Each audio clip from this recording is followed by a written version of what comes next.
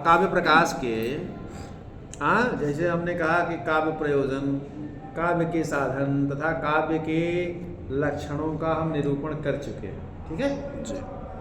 और अब क्रम से अवसर प्राप्त अब उसके भेदों को हम करें। काव्य कितने प्रकार के होते हैं, काव्य के भेदों को बता रहे हैं।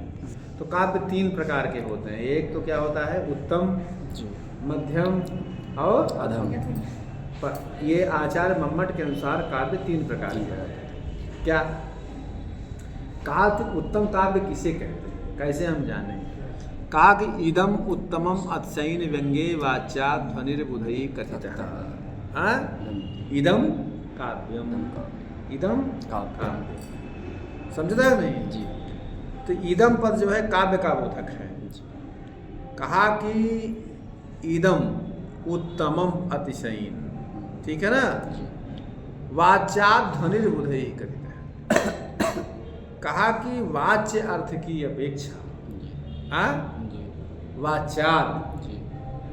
वाच्य अर्थ की अपेक्षा जहाँ पर व्यंग अर्थ अधिक चमत्कार युक्त हो करने पर, अधिक चमत्कार हो करके, जहाँ पर अधिक चमत्कारकारी व्यंग्य अर्थ होता है वहीं उत्तम काव्य होता है, ठीक है? तो विद्वानों ने, बुधई माने विद्वानों ने उसको ध्वनि काव्य, ध्वनि नाम से भी कहा है। जो उत्तम काव्य होता है उसको विद्वानों ने ध्वनि काव्य भी कहा है। लेकिन उत्तम काव्य क्या है? वाच्य अर्थ की अपेक्षा जहाँ पर व्यंग्य अर्थ अधिक चमत्कारकारी हो, उसी को उत्तम काव्य कहते हैं। और विद्वानों ने उसको ध्वनि काव्य के नाम से कहा है, बताया है, ठीक है? इतना क्लियर हो गया ना जी? कहा इदमिति काव्यम, या जो है इदम काव्य का बोधक है। बुधैर वैयाकरणैः प्रधानभूत स्फोट रूप व्यंग्य व्यंजकस्य शब्दस्य ध्वनिरिति व्यवहारः कृतः ततस्तन्मतानुसारे अन्यैरपि नग भावित वाच्य व्यंग्य व्यंजनक्षमस्य शब्दार्थ युगलस्य। समझे ना जी? कहा कि बुधई, बुधई माने वैयाकरण, साहित्य शास्त्र के ही नहीं वैयाकरणों ने भी ध्वनि शब्द का प्रयोग किया है। तो वैयाकरणों ने ध्वनि शब्द का प्रयोग किया है। तो कहा कि ध्वनि शब्द का प्रयोग उन्होंने मुख्य रूप से वैयाकरणों ने किया है। तो साहित्य शास्त्र के जो आनंदवर्धन, ध्वनिवादी आचार्य आनंदवर्धन हैं, इन आचार्यों ने व्याकरण शास्त्र से ध्वनि शब्द को अपना लिया, मतलब लिया है। तो इस शब्द के प्रयोग को अपना लेने के कारण व्याकरण शास्त्र में प्रधान क्या है व्याकरण शास्त्र में? कहा कि स्फोट की अभिव्यक्ति किससे होती है? शब्द से। इसलिए ध्वनति स्फोटम व्यनक्ति ध्वनि, स्फोट के अभिव्यंजक शब्दों के लिए ध्वनि शब्द का प्रयोग किया गया था, वैयाकरणों ने किया था। उसी आधार पर ध्वनिवादी आचार्य आनंदवर्धन आचार्य ने वाच्यार्थ को दबा सकने में समर्थ जो व्यंग्य अर्थ, उसको अभिव्यक्त करने वाले शब्द अर्थ के लिए ध्वनि पद का प्रयोग प्रारंभ किया। समझे ना जी? वैयाकरणों ने जिस ध्वनि पद के प्रयोग की ओर, मतलब ध्वनि शब्द का प्रयोग करते हैं, महाभाष्यकार में, महाभाष्यकार के प्रसंग में ये बात आई है क्या? अथ शब्दानुशासनम। जी, इसके बाद हम शब्दानुशासन को करते हैं। तब क्या करते हो भाई? कहा अथ गौरित्यत्र कह शब्दः। जी, यहाँ पर गौ यह जो है कौन सा शब्द है? कहा यद तत्शासना लांगूल ककुत खुर विषाण्यर्थ रूपम सशब्दः। कहा कि जिससे शासना माने ललरी, लांगूल पूंछ, ककूद खुर, विषाणी इत्यादि का बोध होता है तो उसको शब्द कहते हैं।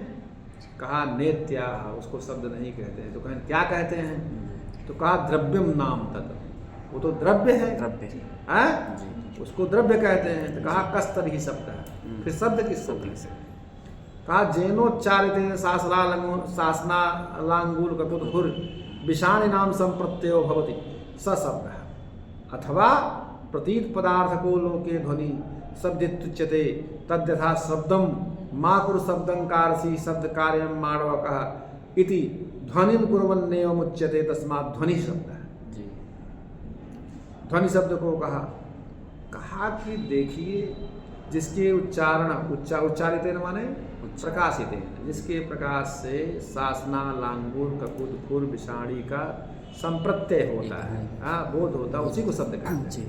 अथवा पतित पदार्थ को लोके ध्वनि, पद के अर्थ की प्रतीति को क्या नाम से ध्वनि कहते हैं। तो ये सब पर बड़ा विचार है, लेकिन ध्वनि शब्द को कहा गया तो स्फोट व्यंग के अभिव्यक्त कराने वाले जो शब्द के लिए ध्वनि शब्द का भी प्रयोग हुआ है, जी।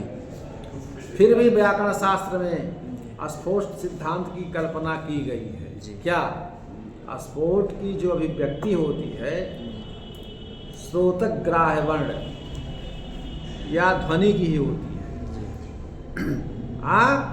जी। इसको समझने के लिए आपको स्फोट सिद्धांत की समझना पड़ेगा, व्याकरणों का। स्फोट की व्युत्पत्ति है स्फुटति अर्था यस्मादिति स्फोटः, जिससे अर्थ की प्रतीति होती हो। स्फुट विकसने धातु से घय प्रत्यय करने पर स्फोट शब्द की सिद्धि होती है, जी। उसको स्फोट कहते हैं। यह स्फोट पदस्फोट वर्णस्फोट वाक्य स्फोट आदि प्रकार से 8 प्रकार का होता है। पदस्फोट से पदार्थ की और वाक्य स्फोट से वाक्यार्थ की प्रतीति होती है। अब इस पर अगर हम वार्ता करते हैं तो फिर जैसे गकार गौ शब्द है, गकार अवकार विसर्जनी के जो योग से मिल करके बना हुआ जो गौ पद है वो गाय का बोध कराता है। किसका बोध कराता है? गाय का बोध कराता है। वह श्रोत्र से सुनाई देने वाली जो ध्वनि नहीं, उससे व्यक्त मानस जो है क्या होता है, वो स्फोट है। श्रोत्र से सुनाई देने वाला ध्वनि तो क्षणिक है, अस्थिर है। एक ध्वनि के उच्चारण के बाद जब दूसरी ध्वनि का उच्चारण किया जाता है तब तक पहला ध्वनि वाला जो वर्ण है वो नष्ट हो जाता है। अनेक वर्णों के समुदाय पद की उपस्थिति एक साथ नहीं हो सकती, समझ रहे हो ना जी। तो इसलिए जो है अनेक पदों के समुदाय रूप जो वाक्य की भी एक साथ उपस्थिति नहीं हो सकती है, ये प्रश्न होता है जी। तो तब पदार्थ और वाक्यार्थ की प्रतीति कैसे हो सकती है, समझ रहे हो ना जी। कहा इस प्रश्न का समाधान करने के लिए वैयाकरणों ने स्फोट सिद्धांत की कल्पना की, समझे ना जी। उसका अभिप्राय यह है कि पूर्व वर्ण के अनुभव से एक प्रकार का संस्कार उत्पन्न होता है, उस संस्कार से सहकृत अंत्य वर्ण के श्रवण से तिरोभूत वर्णों को भी ग्रहण करने वाली एक मानसिक पद की प्रतीति उत्पन्न होती है। इसी का नाम है पदस्फोट। अर्थ की प्रतीति इस पदस्फोट के द्वारा ही होती है, और श्रोत से गृहीत शब्द अथवा ध्वनि से नहीं, जो सुनाई देता है उससे नहीं, क्योंकि उस रूप में तो अनेक वर्णों का समुदाय रूप पद की स्थिति बन ही नहीं सकती। अब कहा किसी प्रकार अगर पूर्व पदानुभव जनित संस्कार सहकृत अंत्य पद श्रवण से सद अनेक पदार्थावगाहनी मानसी वाक्य प्रतीति होती है, तो उसको वैयाकरण लोग क्या कहते हैं? वाक्य स्फोट। उसको क्या कहते हैं? वाक्य स्फोट। इस वाक्य स्फोट की वाक्यार्थ प्रतीति होती है, वर्ण ध्वनि से वर्ण स्फोट की अभिव्यक्ति होती है। कहा नैयायिक लेकिन स्फोट नहीं मानते, नैयायिक स्फोट नहीं मानते। इसका कारण है कि वैयाकरणों का स्फोट नित्य है। स्फोट को लेकर के वह शब्द को नित्य भी बताते हैं कि शब्देयो नित्य शब्देयो ब्रह्म तज ज्ञानान मुक्ति। नैयायिकों के मत में शब्द क्या है? अनित्य। क्यों? कि स्फोट की सत्ता में कोई प्रमाण नहीं, नैयायिकों का कहना है। केवल सद सद सद अनेक वर्णावगाहनी पद प्रतीति, सद सद अनेक पदार्थावगाहनी वाक्य प्रतीति मानते हैं, पर उसे स्फोट नहीं कहते हैं और न नित्य मानते हैं। समझ रहे हैं ना जी। स्फोट की अभिव्यक्ति श्रोत्रग्राह्य ध्वनि रूप शब्द से ही होती है। वैयाकरण अपने यहाँ जो प्रधानभूत स्फोट की अभिव्यंजन शब्द के लिए ध्वनि शब्द का जो प्रयोग किया है, उसी प्रकार प्रधानभूत व्यंग अर्थ को अभिव्यक्त करने वाले शब्द अर्थ के लिए आनंदवर्धनाचार्य आदि जो ध्वनिवादी आचार्य हैं, ध्वनि शब्द का प्रयोग साहित्य शास्त्र में किया है। पहले तो ये जान लीजिए, समझ रहे हो ना जी। अब हम विषय पर आ रहे हैं। विषय पर क्या है कि बुधैर वैयाकरण, हाँ बुधई वैयाकरण, तो बुधई पद से वहाँ वैयाकरणों को लिया है कि बुधई के वैयाकरण, जेखल वैयाकरण जेखल वैयाकरणा सन्ति, हाँ। तो वैयाकरणों के जो प्रधानभूत स्फोट रूप व्यंग, वैयाकरणों के प्रधानभूत कौन है? स्फोट सिद्धांत। और उस स्फोट रूप जो व्यंग की अभिव्यक्ति कराने में समर्थ प्रधानभूत स्फोट रूप व्यंग व्यंजकस्य, तो उस स्फोट रूप व्यंग की अभिव्यक्ति कराने में जो समर्थ शब्द के लिए शब्दा ध्वनिरित व्यवहार करता है, शब्द के लिए ध्वनि इस पद का प्रयोग किया था। समझ रहे नहीं जी? उसके ततस्तन मतानुसार भी, ततस माने उसके बाद, ततः माने उसके बाद, उनके मत का अनुसरण करने वाले, किसके मत का अनुसरण करने? वैयाकरणों के, ततस्तन तन माने वैयाकरणों के मत का अनुसरण करने वाले, अन्यैरपि, अन्यैरपि माने साहित्य शास्त्र के, अन्य माने अन्य के, अन्य पद से क्या लेना है? साहित्य शास्त्र के जो आचार्य थे, आचार्यों ने भी नग भावित वाच्य व्यंग्य व्यंजन समस्य शब्दार्थ युगलस्य, वाच्यार्थ को नग भावित माने नहीं, वाच गौण बना लेना, नग भावित माने गौण बनाना, माने मुख्य रूप से नहीं, अमुख्य रूप जिसे कहते हैं, गौण बनाना। तो उस वाच्यार्थ को गौण बना देने वाले व्यंगार्थ की अभिव्यक्ति कराने में समर्थ, वाच्य माने वाच्य अर्थ को नग भावित माने गौण बना देने वाले, ठीक है ना? कौन? व्यंग व्यंजनक क्षमस्य, व्यंगार्थ की अभिव्यक्ति कराने में समर्थ कौन? शब्दार्थ युगलस्य, शब्द और अर्थ इन दोनों के लिए ध्वनि पद का प्रयोग आरंभ कर दिया। ध्वनि शब्द का व्यवहार साहित्य शास्त्र के आचार्यों ने किया। समझ रहे हो नहीं? किसके लिए? जहाँ शब्द और अर्थ गौण हो जाए, व्यंग प्रधान हो जाए, उसी को क्या नाम से साहित्य शास्त्र के आचार्यों ने ध्वनि शब्द का प्रयोग किया। अर्थात ध्वनि काव्य माने उत्तम काव्य, एतावता की आयाति, ध्वनि काव्यम उत्तम काव्यम। तो ये आज का इतना हमने आपको बताया, इसे उत्तम काव्य कहते हैं कि वाच्य अर्थ की अपेक्षा व्यंग्य अर्थ जहाँ चमत्कार अधिक चमत्कारकारी हो, उसी को उत्तम काव्य कहते हैं। विद्वानों ने इसे ध्वनि काव्य के रूप में भी जाना कहा है, ठीक है ना? काव्य का उदाहरण देखिए, निःशेषच्युत चंदनस्तम तटम निर्मिष्ट रागोधरो नेत्रे दूर मनंजने पुलकिता तन्मी तवेयम तनु मिथ्यावादिनी दूति बांधव जनसज्ञात पीडागमे वापीम स्नातुमितो गताश न पुनस्तस्याघमस्यांतिकम। समझ रहे हो नहीं जी?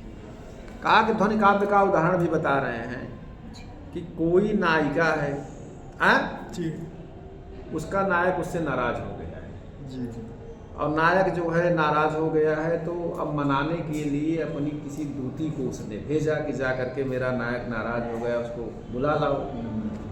तो दूती जब गई तो वो उसके साथ स्वयं रमण कर ली, स्वैराचार की। शिकार करने को आए थे, शिकार होके चले गए। तो आ करके वो बताने लगी झूठ पूरा का कि आपका नायक मैंने बहुत मनाया, लाख अनुनय मैंने किया, लेकिन वो माना नहीं, खाने के लिए तैयार नहीं। यह बात वो नायिका जो भेजी थी वो समझ गई, उसको प्रत्यक्ष ना कह करके अब इनडायरेक्ट रूप से वो कह रही है। देखिए कितने अच्छे हमारे शास्त्रों में वर्णन है कि जान जाने के बावजूद भी अविधा के द्वारा उसको नहीं कहना चाहिए। देखिए कितना बढ़िया व्यंग का उदाहरण है। ठीक है, चूंकि यहाँ पर कहा निःशेषच्युत चंदन स्तन तटम, कहा कि पहले स्तनों में चंदन इत्यादि भी लोग लगाते थे। कहा कि तुम्हारे स्तन के तट माने अग्रभाग, ऊपर का जो भाग है वहाँ का चंदन निःशेषच्युतम, च्युतम माने छूट गया है, निःशेषम माने निःशेषेण शेषम निःशेषम, थोड़ा सा माने थोड़ा सा नहीं, पूर्ण रूप से। स्तन के ऊपर का जो भाग है वहाँ का जो चंदन है पूर्ण रूप से छूट गया है। तो कहा कि वापी स्नातुमितो गतासी, नहीं चलिए, हाँ छूट गया। और क्या, निर्मिष्ट रागोधर, आधर लाली लगाती है ना, ऊपर और नीचे दोनों लाली लगाती है। उसने कहा कि देखिए तुम्हारे स्नान से चंदन छूटता तो तुम्हारे अग्रभाग का ही चंदन नहीं छूटता, संपूर्ण का छूटता, संपूर्ण भाग का चंदन छूटता है। और यह जो तुम्हारे ऊपर उठे हुए अग्रभाग का चंदन छूटा हुआ है, वह निश्चय ही पर पुरुष के आलिंगन से छूटा हुआ है। किससे छूटा है? पर पुरुष के द्वारा आलिंगन किया गया है, इसी से छूटा हुआ है। अब तुम्हारे अधर ओठों में दोनों तरफ लाली लगती है, तो केवल नीचे वाली ओठ की लाली छूटी हुई है, ऊपर की लाली नहीं छूटी है। काम शास्त्र में अधरोष्ट के चुंबन का ही विधान है, ऊपर के चंदन का नहीं। तो तुम्हारे अधर का जो राग था, अधरोष्ट की जो लालिमा थी, वो बिल्कुल क्या नाम से, वो बिल्कुल छूट गई है। निर्मिष्ट राग अधरा, अधरा माने नीचे वाला जो भाग है, राग माने जो लालिमा है, निर्मिष्ट मिट गई नीचे की। नेत्रे दूर मनंजने पुलकिता, आंखों में जो आपने अंजन कज्जल लगाया हुआ है वो अत्यंत पुछ सा गया है। और यह तुम्हारा तन्वी तव एवं तनु, तन्वी तव इयम तनु, तुम्हारा जो यह तनु माने शरीर है, तन्वी, तो यह क्या नाम से, ये अत्यंत दुर्बल तुम्हारा कृष समीर रोमांच युक्त हो रहा है। पुलकिता, पुलकिता माने रोमांच युक्त, तुम्हारा जो यह शरीर है कृष होकर के रोमांच युक्त हो रहा है। और क्या है, मिथ्यावादिनी दूती, ये दूती जिसको भेजा था, तुम झूठ बोल रही हो। किससे? बांधव जनस सज्ञात पीड़ागमे, हम आपके बांधव हैं, सखी हैं। तो अर्थात तुम क्या नाम से अपनी सखी की बांधव रूप मेरी जो पीड़ा को न समझने वाली, कि मेरी जो पीड़ा है, मेरी पीड़ा को तुम नहीं समझी, तब क्या किया?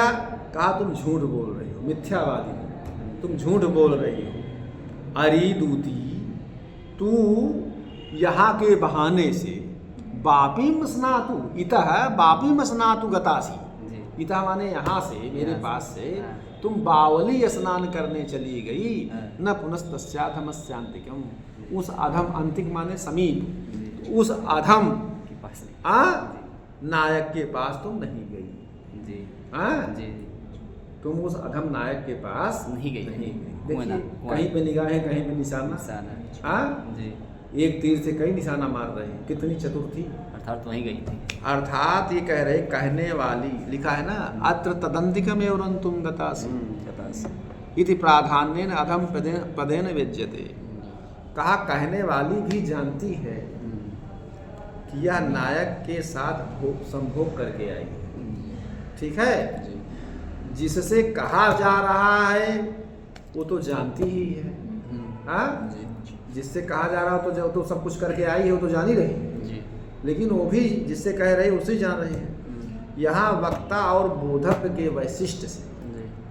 तुम उसी के पास गई थी और रमण करने के लिए ही गई थी। यह बात विशेष करके अधम पद से अभिव्यक्त हो रही जी। क्योंकि कोई भी नायिका जी। अपने प्रेमी को अधम नहीं करेगी। अधम दो तरह से होता है। अधम माने नीच, जी। या तो जात्या होगा या तो कर्मणा होगा। तो जाति से नीच वो कही नहीं सकती क्योंकि उससे प्रेम किया है। जी। तो जरूर कोई उसकी इस तरह की हरकतें जी। होंगी जो क्रोध में आकर के वो अधम कह रही है। जी। हाँ, अर्थात नीच। जी। तो वो कर्मणा ही हो सकता है। वो कर्मणा क्या है? ज्योतिकृत संभोग जी। जो है। तो जब जान गए तो उसको क्रोध आया और क्रोध में आकर के वो उसको अधम कह रहे हैं। सुने, प्राधान्येन अधम पदन अभिव्यज्यते। प्रधान रूप से है अधम पद के द्वारा ही जानकारी अभिव्यक्त होती है। जी। इसमें वाच्यार्थ की अपेक्षा व्यंग्यार्थ अधिक चमत्कार युक्त है। इसलिए आचार्य मम्मट ने इसको उत्तम काव्य अर्थात ध्वनि काव्य के उदाहरण के रूप में प्रस्तुत किया है। प्राधान्येन अधम पदेन विद्यते, अर्थात प्रधान रूप से अधम पद के द्वारा ही व्यक्त हो रहा है। तुम उसके साथ, तुमको तो मैं बुलाने के लिए भेजी, तुमने मेरे साथ विश्वासघात करके उसके साथ रमण किया। तो ये अधम पद के द्वारा कह रहे हैं। क्यों अधम कह रहे हैं? इसके पहले तो कभी नहीं कही, आज क्यों कह रही है? तो आज उसका इस तरह का चरित्र वो देख करके उसको क्रोध आया। क्रोध में आदमी ये सब कहेगा। तो इसीलिए जो है पद, तो ये इसलिए वाच्य अर्थ की अपेक्षा व्यंग्यार्थ यहाँ अधिक चमत्कारकारी है। इसलिए उत्तम काव्य का उदाहरण है। बस मैं